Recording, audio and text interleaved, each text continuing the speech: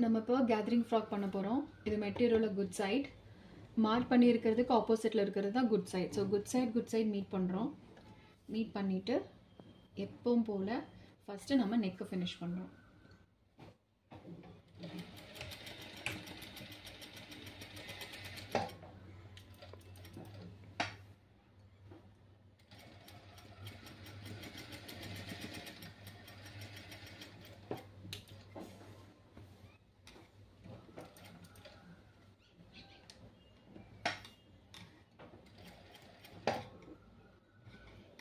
எப்பவுமே கொஞ்சம் இந்த மாதிரி மெட்டீரியல் எல்லாம் பண்ணும்போது பால் பென் குத்தி பண்ணினோம்னா துணி வந்து நகராது.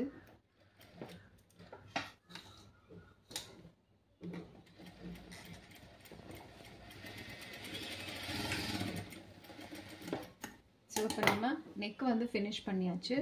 இனி நம்ம என்ன பண்ணணும் அப்படின்னா ஆமையும் ஃபினிஷ் பண்ணுறோம் 1/4 இன்ச். இந்த ஆமையும் 1/4 இன்ச் ஃபினிஷ் பண்ணிவிட்டு இங்கேயும் நம்ம வந்துட்டு 1/4 இன்ச் ஃபினிஷ் பண்ணிக்கிறோம். கீழே வந்து திருப்புறதுக்காக நம்ம ஃபினிஷ் பண்ண வேண்டியதில்லை. இப்போ நம்ம ஃப்ரண்ட்டு முடிச்சாச்சு. அதே மாதிரி பேக் வந்து நெக் ஃபினிஷ் பண்ணுறோம். நெக் ஃபினிஷ் பண்ணிவிட்டு இதை அடிக்க போகிறோம்.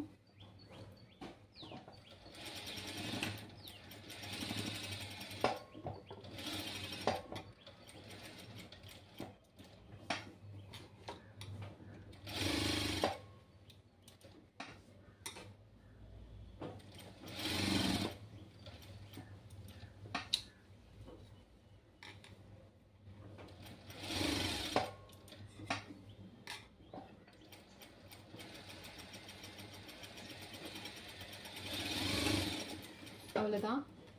அதே மாதிரி நம்ம ஆர்ம் 1/4 இன்ச் 2 பக்கம் அடிச்சுட்டு சைடு அடிச்சு இப்போது பேக் வந்து நெக் ஃபினிஷ் பண்ணியாச்சு. ஆர்ம் சைடு எல்லாமே அடிச்சாச்சு. இப்போ ஷோல்டர் ஜாயின் பண்ண போகிறோம். இது வந்து நான் ஏற்கனவே சொன்ன மாதிரி இன்விசிபிள் ஷோல்டர். லைனிங்கும் மீட் ஆகிற மாதிரி வச்சு ஃப்ரண்ட் பார்ட்டை பேக்கோட ஷோல்டரில் விட்டுட்டு நம்ம இது ஸ்டிச் பண்ணோம்னா நம்மளுக்கு இன்விசிபிள் ஷோல்டர் கிடச்சிரும். இதே மாதிரி நம்ம 2 பக்கமும் ஃபினிஷ் பண்ணிக்கலாம். பார்த்துட்டிங்கன்னா தெரியும். Lining main fabric. ஒரு ஃப்ரண்ட்டை வந்து நம்ம திருப்பிக்கிறோம், பேக்கை வந்து நம்ம திருப்ப மாட்டோம். ஷோல்டர் அடிச்சுட்டு நம்ம திருப்போம். இப்போது கேதரிங் ஃப்ராக்குக்கு ஸ்கர்ட் பண்ணுறதுக்காக பண்ண போகிறோம். இது என்ன பண்ணணும்னா இந்த பாயிண்ட் இருக்குது இல்லைங்களா, இதை வந்து நம்ம 5க்கு வச்சிடணும். இது கீழே தள்ளிட்டு இதை 5க்கு வச்சிடணும். அப்போ நம்மளுக்கு வந்து ஸ்டிச் வந்து ரொம்ப பெருசாக கிடைக்கும். ஒரு 1/2 இன்ச் 1/4 இன்ச் கேப்பில் நம்ம இதை வந்து ஒரு லைன் பண்ணணும்.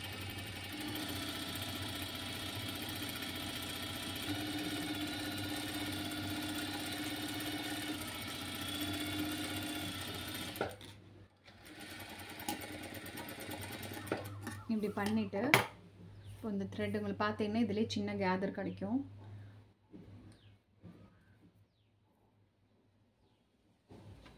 இந்த 2 நூலையும் நம்ம தனியாக பிரிச்சுக்கிறோம். பிரிச்சுட்டு ஃப்ரண்ட் நூலை பிடிச்சிட்டு இதை நம்ம இப்படி வந்து கேதர் பண்ணுறோம்.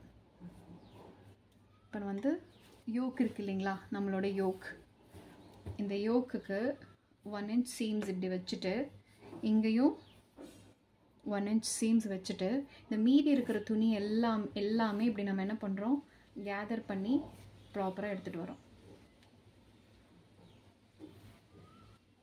இப்போ இதுக்கு வந்து நம்ம பால் பின் பண்ணிக்கலாம். இது வந்து நான் பால் பின் குத்திட்டேன். இதே மாதிரி இப்போது இதுவும் பார்த்துட்டிங்கன்னா கரெக்டாக வந்துருச்சு. இங்கேயும் நான் வந்து ஒரு பால் பின் குத்திட்டேன்.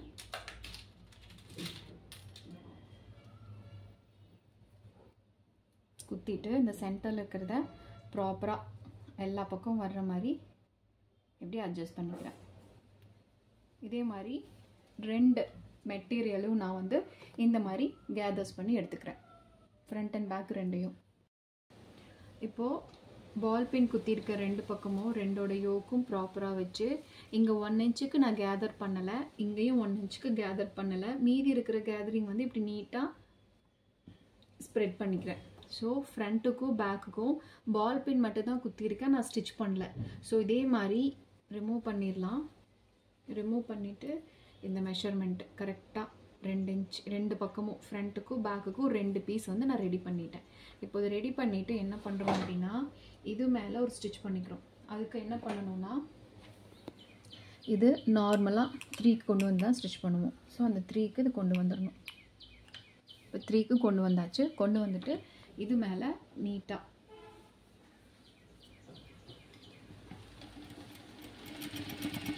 இந்த கேதர் வந்து இது மேலே அப்படியே ஸ்டிச் பண்ணுறோம். கேதரிங் மேலே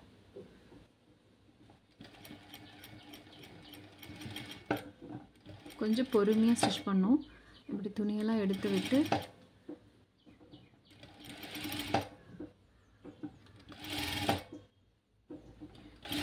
இந்த ஸ்டிச் போடலைன்னா கேதர் வந்து ஈஸியாக ரிலீஸ் ஆகிடும்.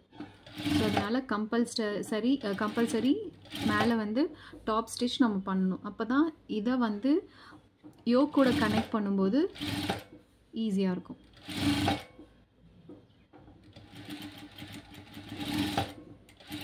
இது வந்து 1 இன்ச் யோக் கொடுத்துருந்தேன். ஸோ இந்த கார்னரில் 1 இன்ச்சுக்கும் கேதர் வேண்டாம், அந்த கார்னரில் 1 இன்ச்சுக்கும் கேதர் வேண்டாம். இப்போ நம்ம இது என்ன இழுத்தாலும் இந்த கேதர் வந்து ரிலீஸ் ஆகாது. இதே மாதிரி ஃப்ரண்ட்டையும் பேக்கையும் ஸ்டிச் பண்ணி எடுத்துக்கிறோம்.